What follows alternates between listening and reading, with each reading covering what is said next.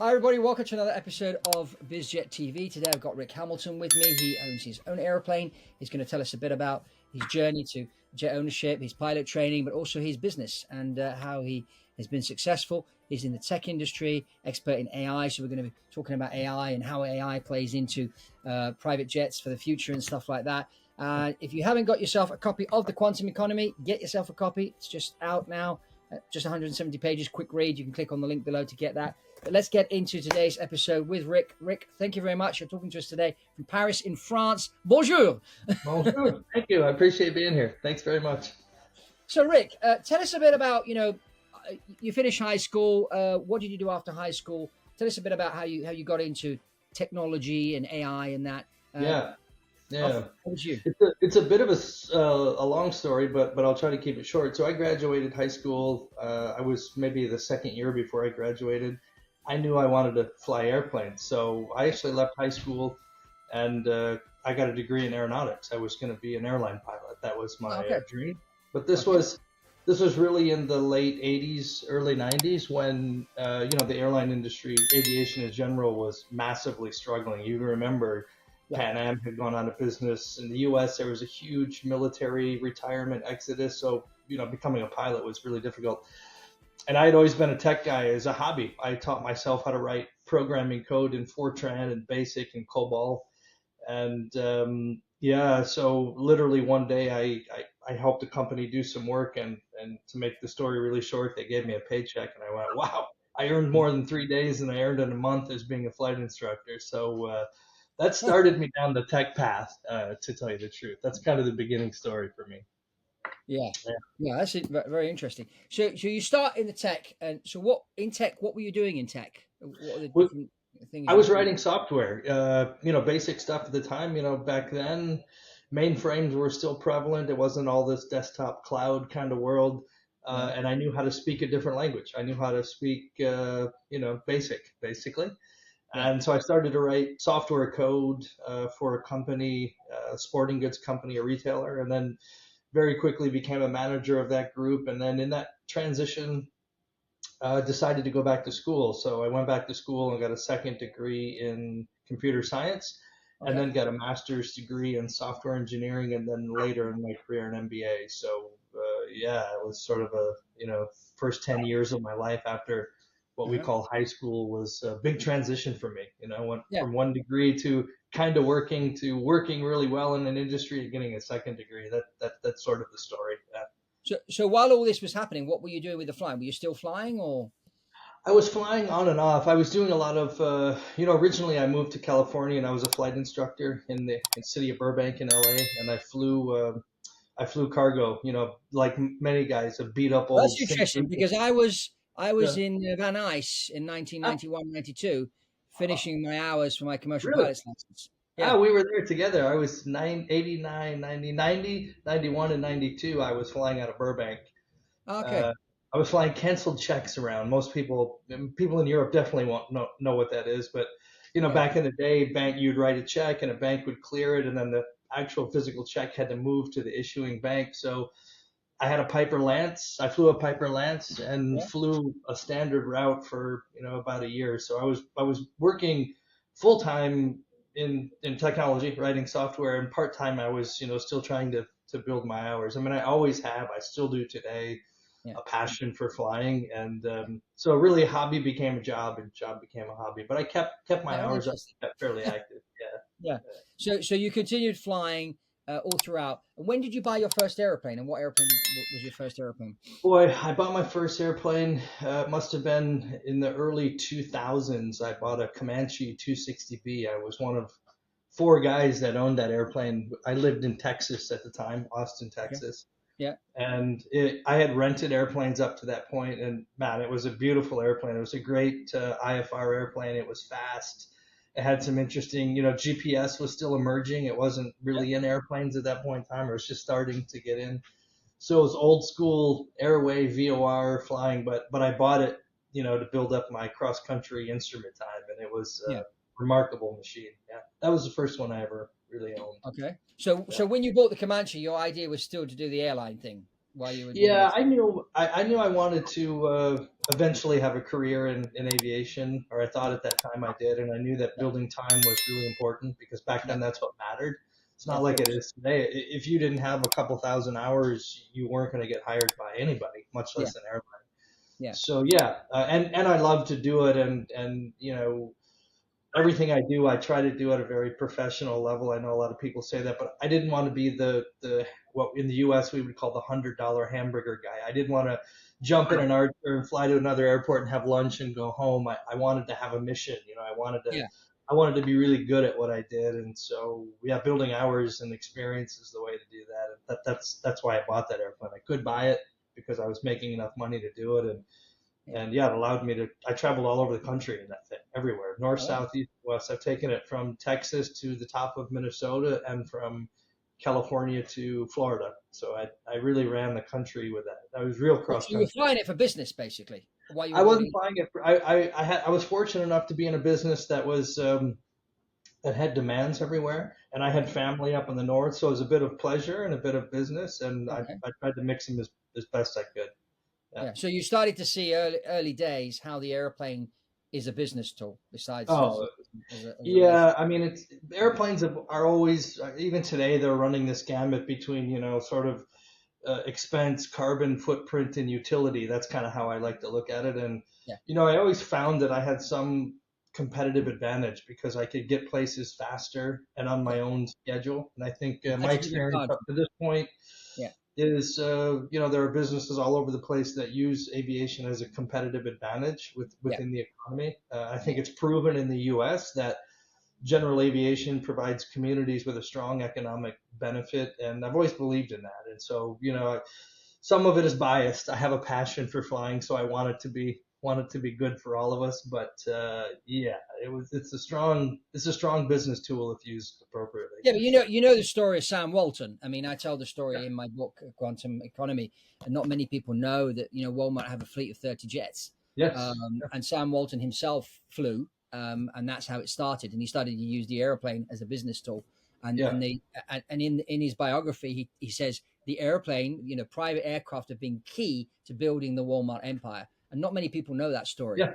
Um, Yeah, I think there's a number of stories like that. I personally fly as a contract pilot for a big real estate developer out of Michigan. It's a great company. I'll leave their name out of it because I yeah, don't I have their understand. permission to use it.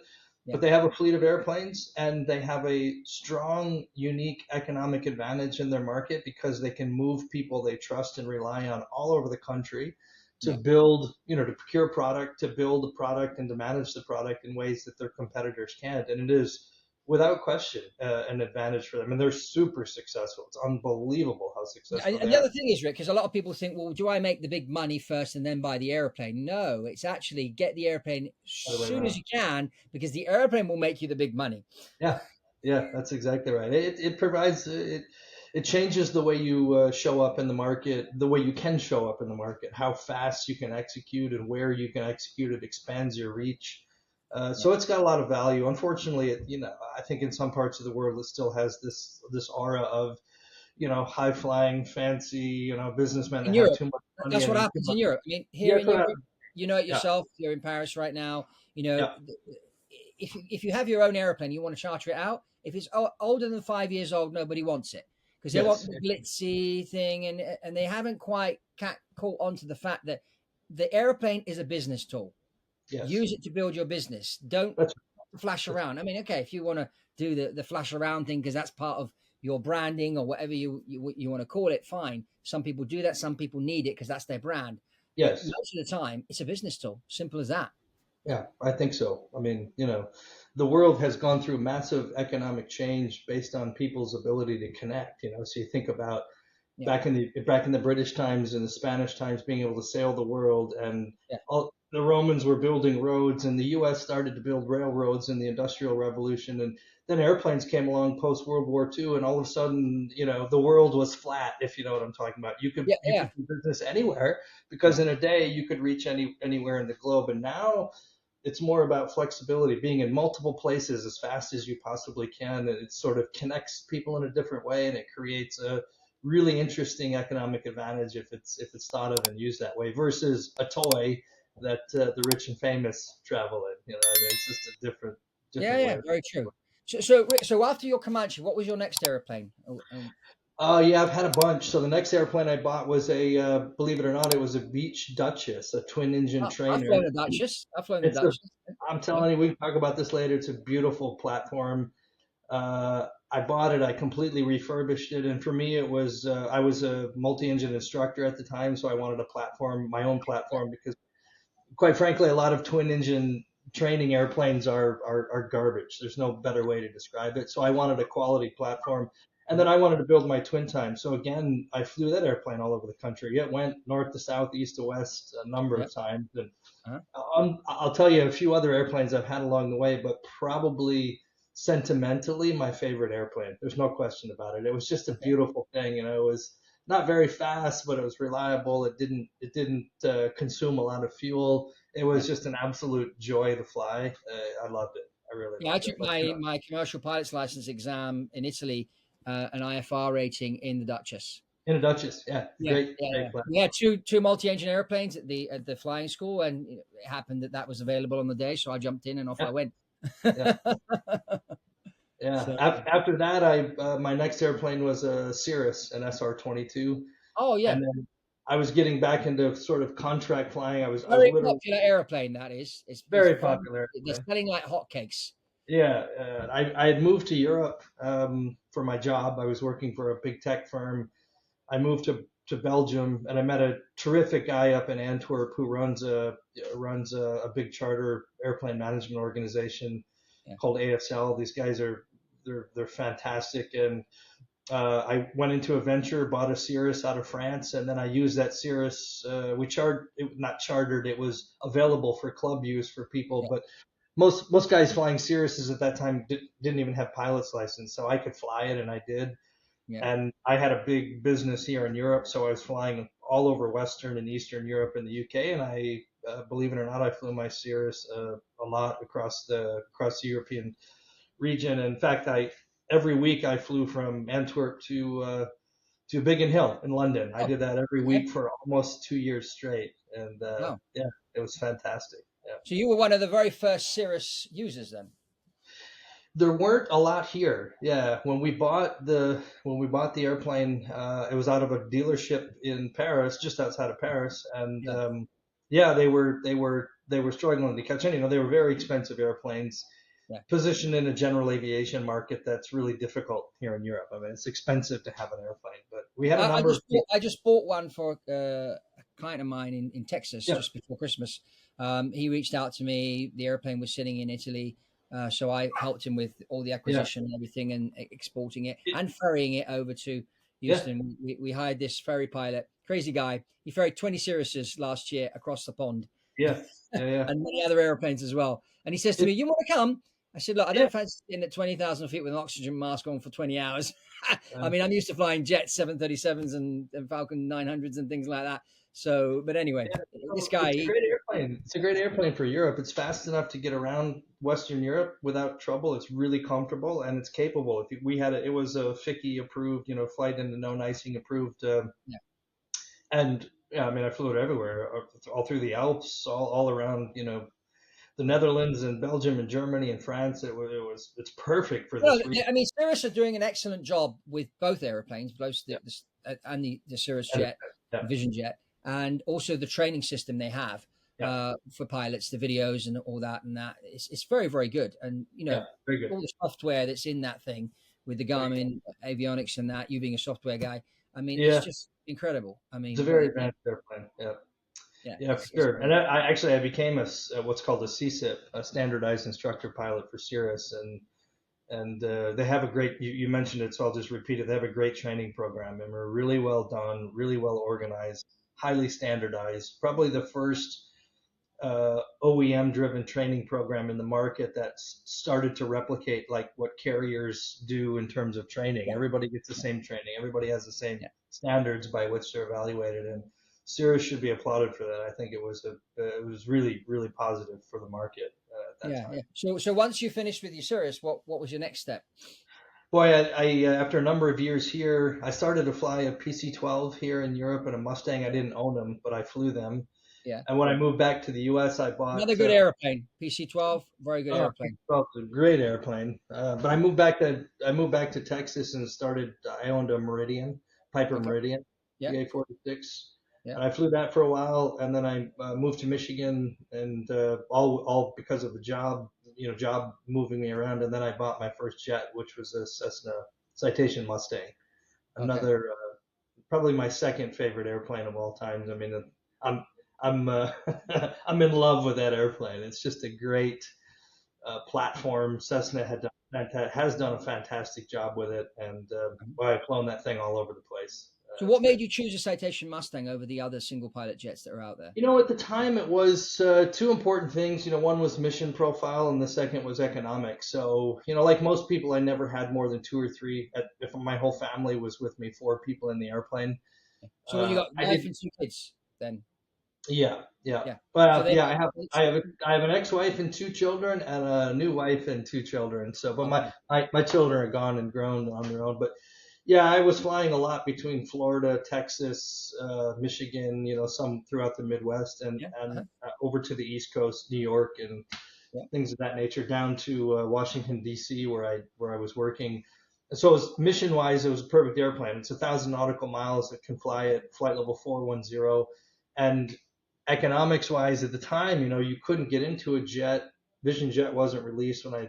purchased this, and so this was a twin engine, relatively inexpensive to run, Yeah. fairly fast, sort of 340, 350 true, Yeah. and 1,000 nautical miles. So it was perfect. It was a great airplane to get into. So it was sort of a combination of those two things. We've And actually, obviously it's got the Garmin avionics which you were using with the Cirrus. yeah, the G1000. It's a great platform to fly. Very capable airplane, of course, and it was a great way to step up from single engine turboprops to a jet. And yeah, we literally sold it 3 days ago, and tomorrow we take possession of a Citation M2. So I can Oh, report on that later. But yeah. yeah, Okay.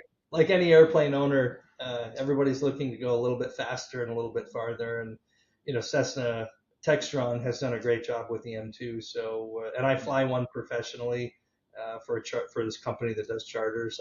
I love the airplane, and looking forward to So owning one. basically, you've continued having a career as a pilot as well as a career in technology, and Yeah, you've moved the two together, allowing you to buy your own jet. This is a great story. It's yeah, absolutely. yeah, yeah. Yeah, I get to fulfill two parts of my life that I thought at one time was unachievable. I've always wanted to be an executive in a technology company. I've always wanted to fly professionally. In fact, I just transitioned from 6 years at one company. I'm 30 days into this new company in Paris, Yeah. and in the couple months I took off in between, I flew nonstop as a contract charter pilot, all in Citation CJ3s, a little bit in a Falcon, and a lot in a Mustang and M2. And I thought, look, I'm going to retire and just fly for a living. And then this fantastic opportunity came along. So I was like, I'm going to give the business world a little bit more time. Yeah. And I'll turn 55 in a couple of years and maybe spend the next 10 years of my life fulfilling my childhood dream of flying for the airlines. But That's it. yeah, Yeah, that's interesting you say that because there's a lot of guys now in their 50s that are learning to fly and joining the airlines. yes, And you it's can do it now. interesting to see this, to Yeah, see this yeah, you happen. can do it now. And I think I actually interviewed with a number of airline companies before I took this job. I was fortunate enough to have been offered a few jobs, and in the interview process, it was always interesting because I've got a fair amount of experience in large businesses. Everything from a company like Cisco that's 60 billion in revenue to smaller companies, and working with people and managing people and taking care of customers. It's all plays into Yeah. to a successful airline career. So Yeah. I think the transition's there, and I'll take advantage of it when I get tired of being a CEO or an executive. Which I don't know will ever happen. So I'm a conflicted man. I say it that way. What I really need to do is become the CEO of Pilates. That's my real lifelong dream. So then I can really combine my business and technology world with airlines. So if any Pilates people are looking for a CEO, just give me a ring. I'm just kidding. Uh, Yeah, you so hold let's up talk your a book, little I'll bit hold up about my TVs. now. You've flown in the Cirrus, which has Yeah, that famous button where you press and it lands on its own. Yeah. What's your being a technologist and expert in AI as well? Yeah. Where do you think the AI thing is going, and do you think we're going to see single pilot airliners?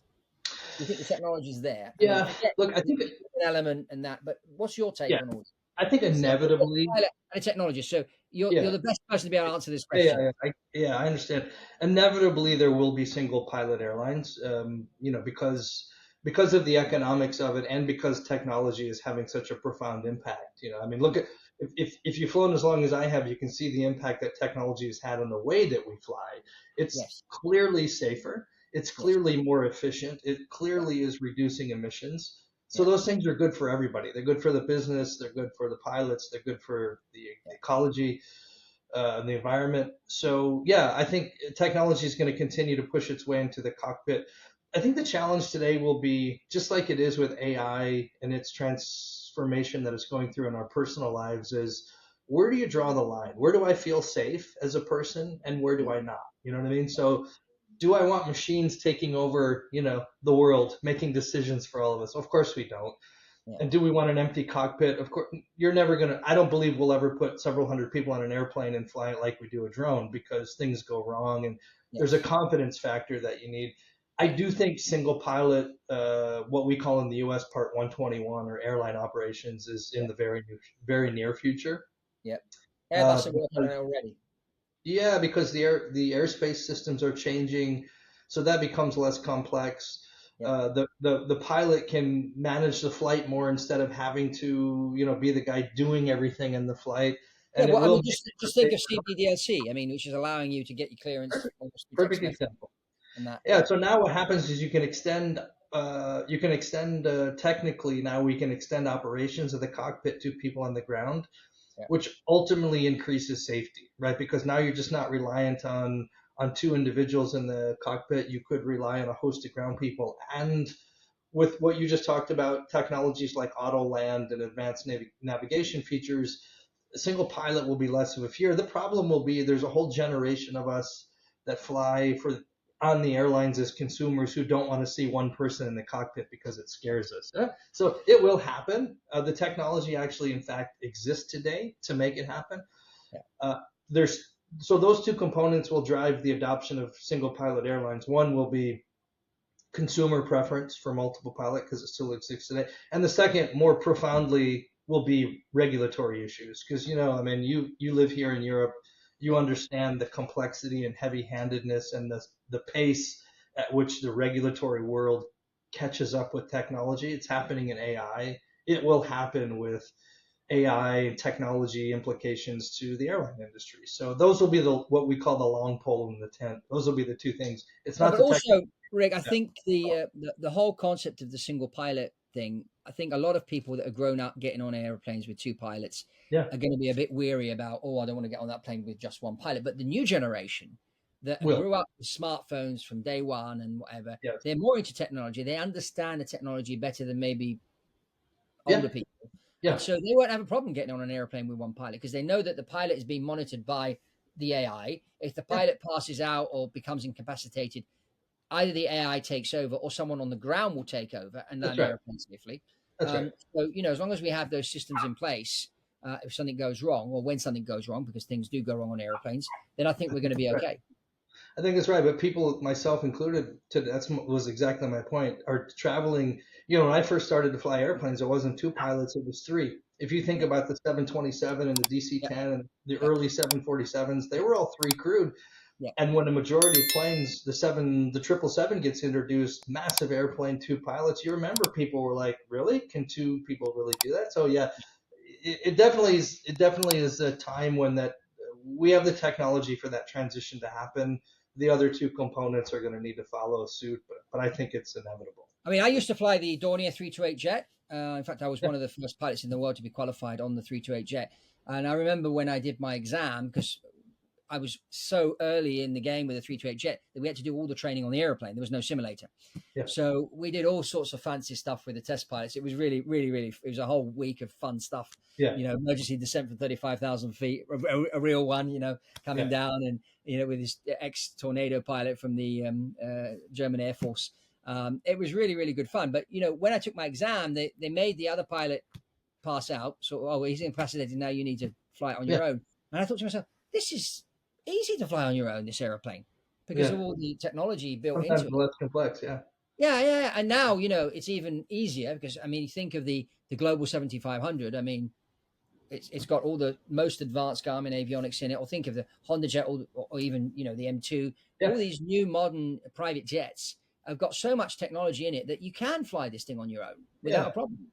I mean, I And yet think most people don't recognize that point, that most of our professional, advanced pilot training is all about what to do when there's failures, either systemic failures or human failures in some cases. So even if you're training as a first officer, you're always in a simulator where the other guy's incapacitated, you got an yeah, engine on fire, you have some system that fails, they put you in the worst possible conditions. So we actually train pilots to be single pilots in the worst kind of conditions. So under normal conditions, it shouldn't be an issue, but these are the behind the scenes things that most consumers don't see.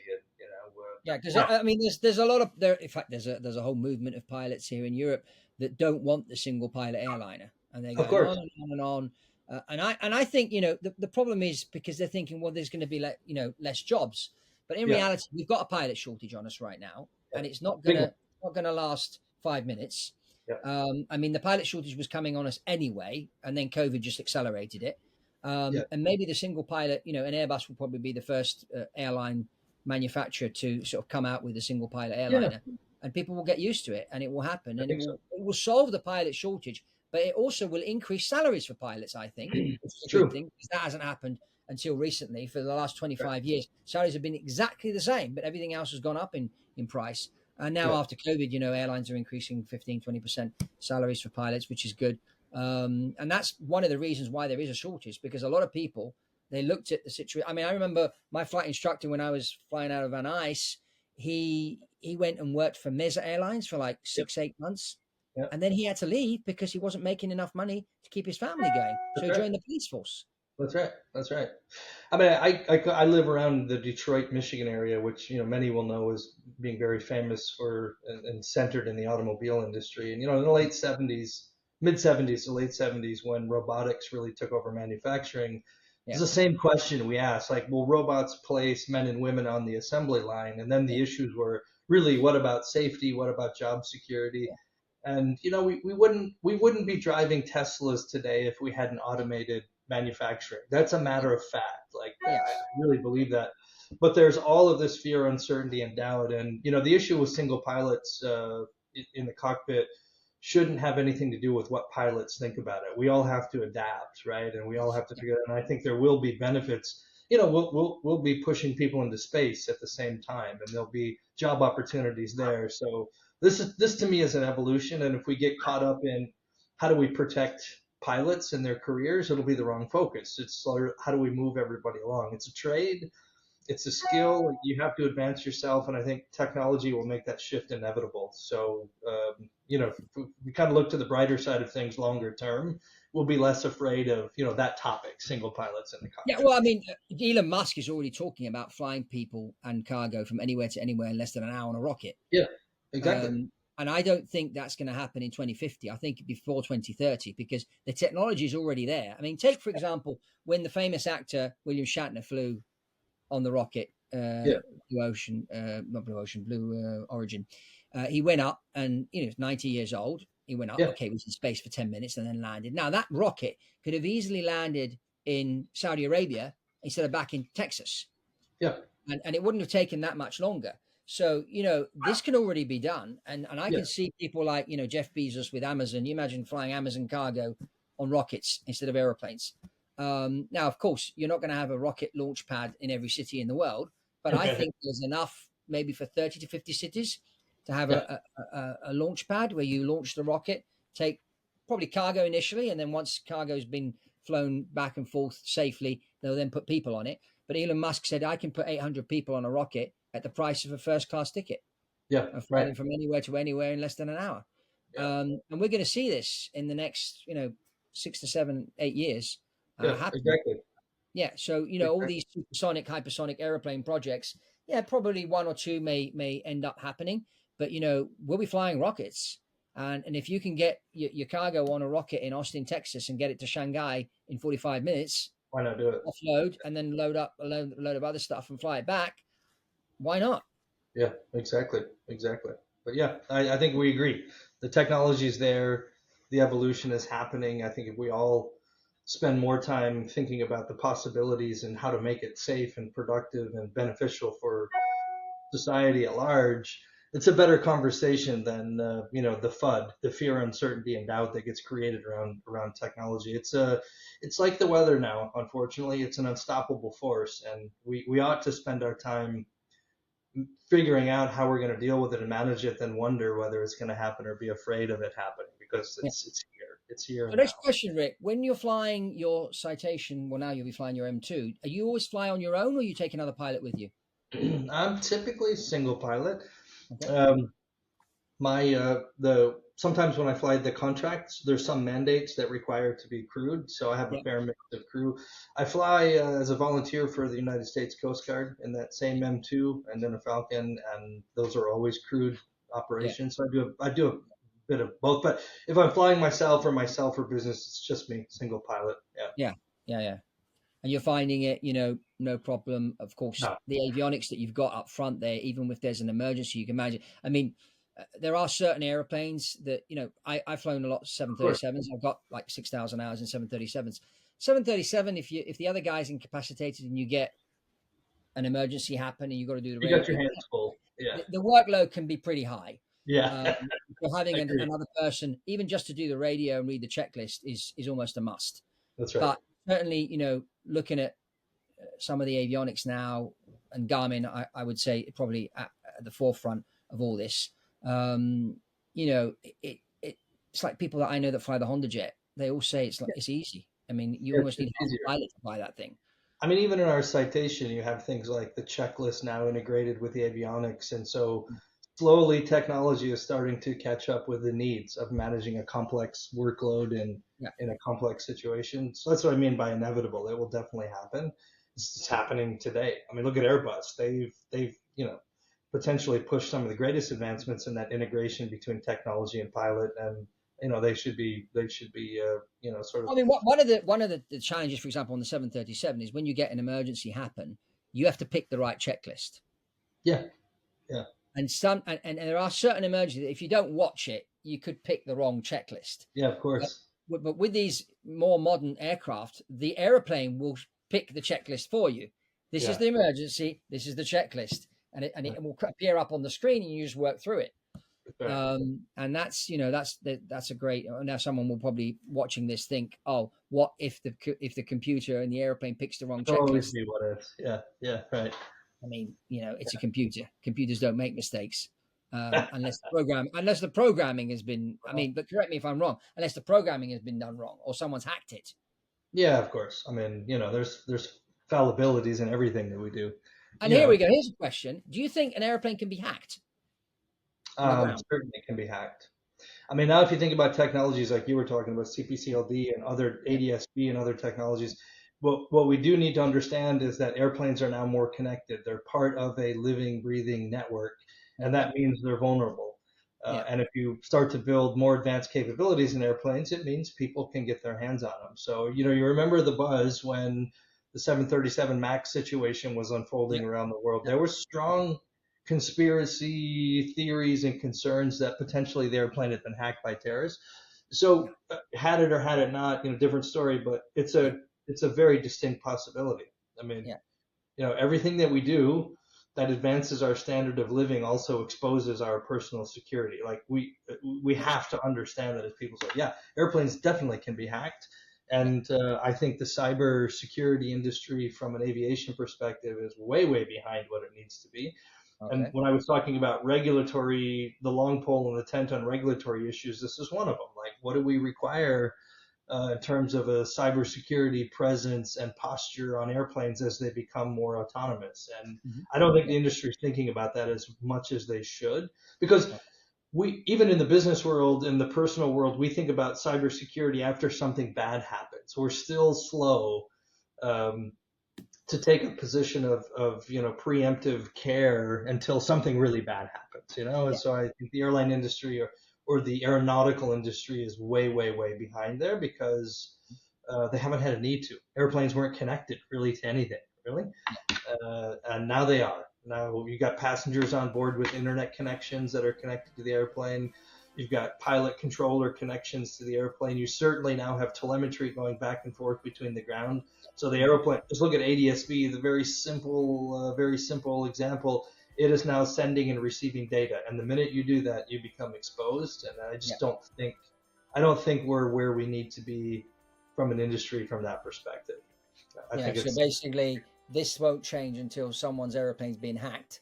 Well, and the aviation industry is fraught with a very good practice. It's a bad practice. We learn as pilots and as aviation professionals most of our lessons from the bad things that happened in the past. That's what all the CRM courses are about. Analyze the accident. It's all about accident analysis, and they've made some great strides in safety because we reacted to situations that happened. Cybersecurity has to be a bit of a different posture because the implications are much more profound than just an accident on an airplane, God forbid, with a couple hundred people on board. It's much, much more significant than that. Well, there you go, Rick. There's a business for you, developing cybersecurity for aviation. I'm just going to write that down as soon as we hang up. You're the perfect guy to head something like that. Yeah. Rick, thank you very much for being on Biz Jet TV. Thank you, everybody, for watching. Remember to subscribe to the channel and get yourself a copy of The Quantum Economy and check out this next video. And thank you very much. And that's all from Fabrizio Poli and Rick Hamilton on Biz Jet TV. See you on the next one. Thank you for having me.